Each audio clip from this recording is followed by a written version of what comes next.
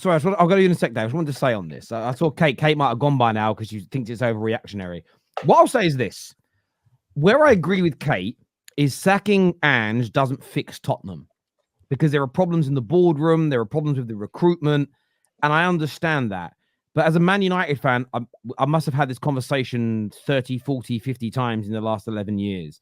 Just because there are problems at board level and just because there are problems in terms of recruitment and the structure of a club and the ambition of a club, it doesn't mean a manager's system and tactics cannot also be criticized as an example. And Ange's lack of adaptability, and he said at the end of last season, he says, yeah, has absolutely no desire to change anything with these set pieces. He doesn't care about the criticism of these set pieces, yet 21 goals have been conceded. To not address it is malpractice. So I'm in the camp of, I understand Spurs fans wanting him out, but equally what I would say is where I understand the people that are thinking it's too reactionary, anyone who thinks just changing managers for Tottenham is going to fix you is foolish, because the proof's in the pudding over the last 4, 5, 6 years. You've changed managers many times. You've had some world-class managers in that time, and nothing gets any better. So there are bigger problems than Ange at your football club, but I think ignoring his deficiencies is a major problem for you and your board. But David, I'll go to you. Sorry, mate. I was just saying, what a difference 12 months makes. 12 months ago, these men had won every game in a row, and everyone was saying Ange is a revolutionary guy. He's the next Sir Alex. He's cooked. Give them the trophy now. And now it's like they can't string 4 passes together. I don't know what's happened, but I think people have got to learn.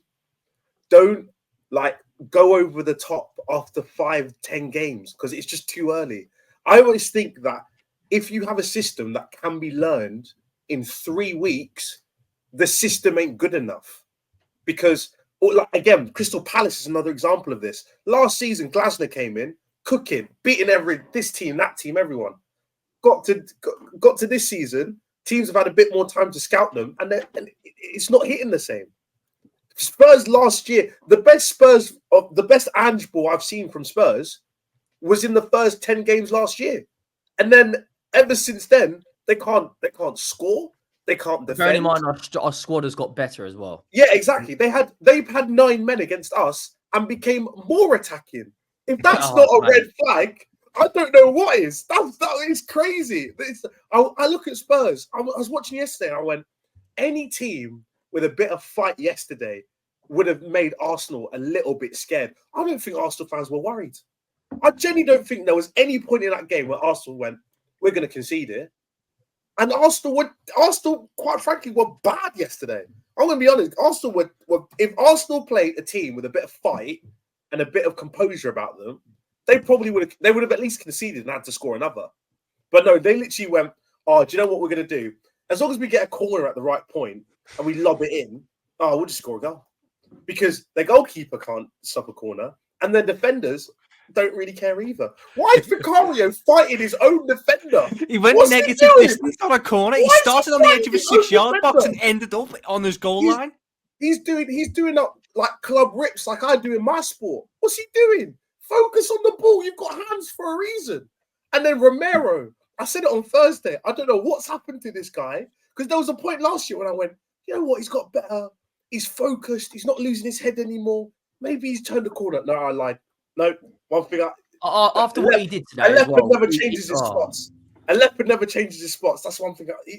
That guy, bro, Gabriel was just free. He didn't even. There was no step. There was no hesitation. He just walked to the middle. I was like, I'm free. I'll jump in. I've got a free header. Let me just get the match winner. Like, what was he doing? Romero's a disgrace. Honestly, Spurs, they're. And that Maddison bloke, he needs to be dropped. He's dreadful. He's not a bad player. Our manager Henry doesn't know how to add up to play a 10. Henry, just on Maddison, it goes back to what is my biggest issue with Ange as a manager, and Tom and I were discussing this earlier. It's the weird profiling of players, and I'm sure Henry will agree with this. I'm sure. For example, why is James Maddison your 10 playing so deep? Why is Pedro Porro, probably your best crosser of the ball, playing centrally?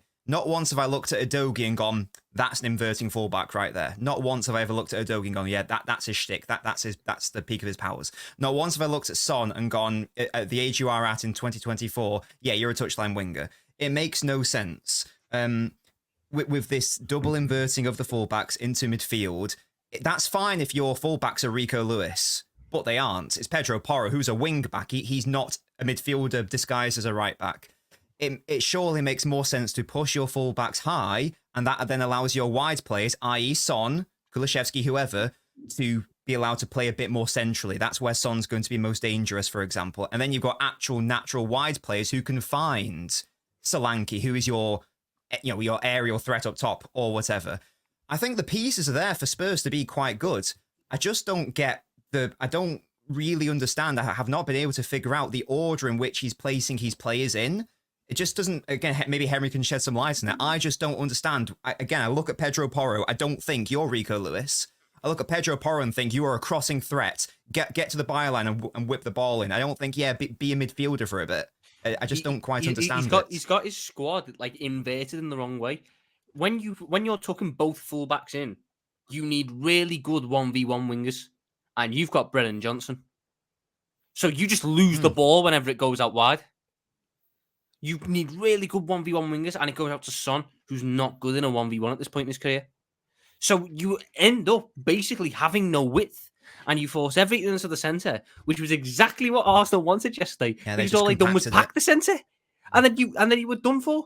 I don't get, unless you have top wingers, you should not be inverting your fullbacks.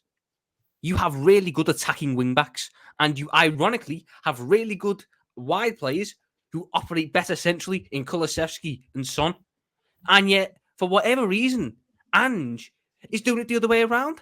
And then he's coming out in press conferences acting like Tottenham fans are idiots, like nothing's wrong. That's where I think that he's starting to lose the fans. Football fans aren't stupid. You can't keep telling them, I know we've lost, but nothing's wrong. I know we've lost, but it's okay, we'll just try harder. Because they see the problem. Why is half the players aren't in the right position? Why did Bentancur play yesterday? The way you're going to get at that Arsenal midfield is with pace and power. And you go and play Bentancur, whose main ability is his on-the-ball quality, which you're never going to pass through Arsenal when they're setting up that deep. So who would have gone there instead then? I would have played that Pat Massé. I thought when he came on, he was bright because he was driving at them. He was putting Jorginho and Partey under pressure to do something. He was exposing their lack of mobility and the fact that they can't cover the ground as well. So if you get the beating off them, you're going to create space in that way. His issue was he was taking too many shots, too many rash shots from outside the box, but it was the right idea. It just felt like after 20-odd minutes yesterday, Tottenham lost all sort of confidence and just started crushing and panicking and settling for stuff that isn't going to create anything. You end up playing into Arsenal's hands. They weren't stressing out in the second half. They knew the moment they get a corner that they're going to be loving it. And exactly what's happened since January happened again. A centre-back bottled it on the corner, and Vicario bottled it and didn't come out for it. And it's funny with Vicario, because he started the game really well, claiming the crosses. Then he flapped at one, and then he went back into his shell and panicked. And then cost you. I don't even get what he's doing on the goal. He decides to go into his own separate battle with Maddison and whoever instead of going out to claim the ball.